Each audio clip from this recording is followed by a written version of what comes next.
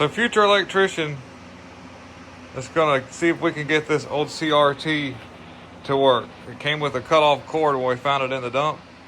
So she's got to strip the wires back and twist them together, and then we're gonna plug it in. She's looking to make sure we put the rib to rib and smooth to smooth, because all your cord has a newer style cord has a ribbed and one has a smooth. So both of those are smooth. All right, twist those together.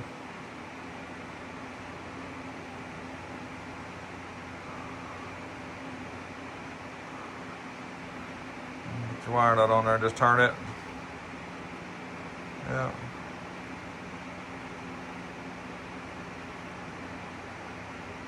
She'll get the other one, then we'll plug it in and see if it works.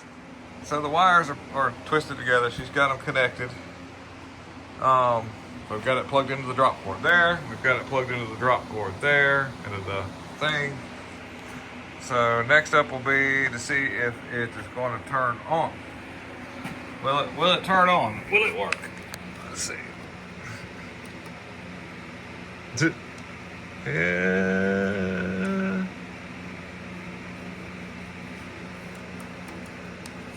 What is this? Oh, that's color. Okay, where's the on thing at? Oh, that's right there. All right, see here. It says pull on. Let's see if I can get the pliers in here. All right, it's on. Or supposed to be on. Well. That's volume. Volume and pull on. Where do you see pull? So it didn't come on. So she's going to take it apart, see what's inside of it.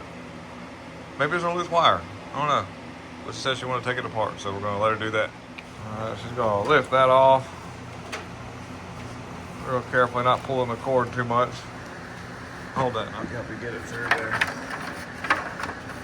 My wire nuts is in the way.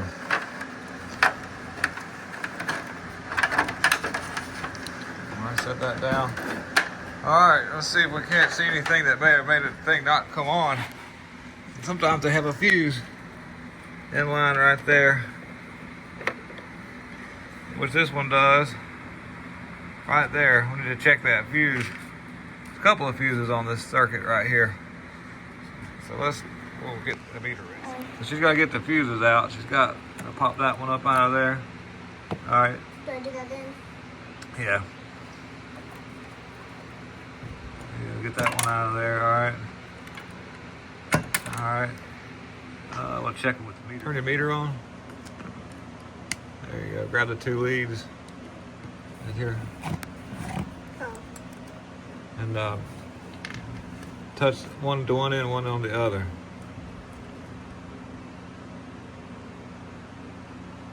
That fuse checks out good. Let me hold it steady for you. Yeah. Okay, let's go check this one.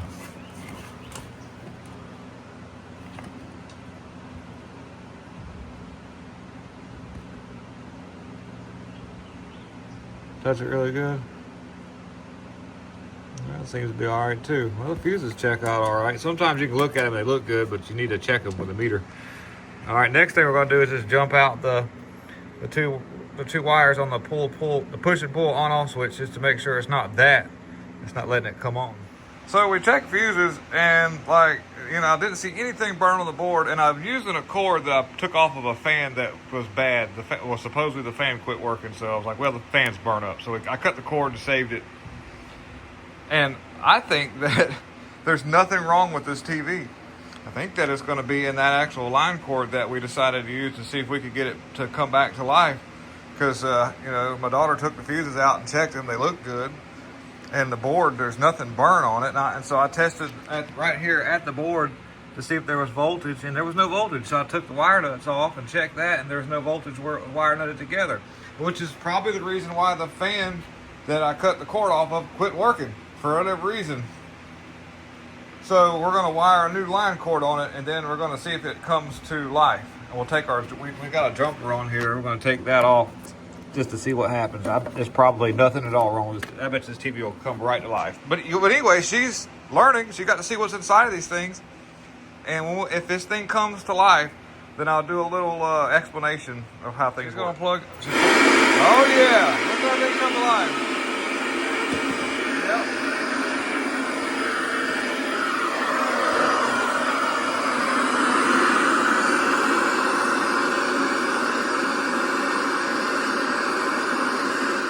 Oh yeah, it's alive. Now, you see, good job. So now what you're seeing is just because of the camera doesn't grab that picture tube very well. So that the actual picture on the picture tube is very steady. It looks really good. Just doesn't do very well. So evidently this cord that we were using was bad, but it was neat because you got to see what was actually going on in there, didn't you? Is that interesting? Yeah. Oh yeah, sweet. Okay.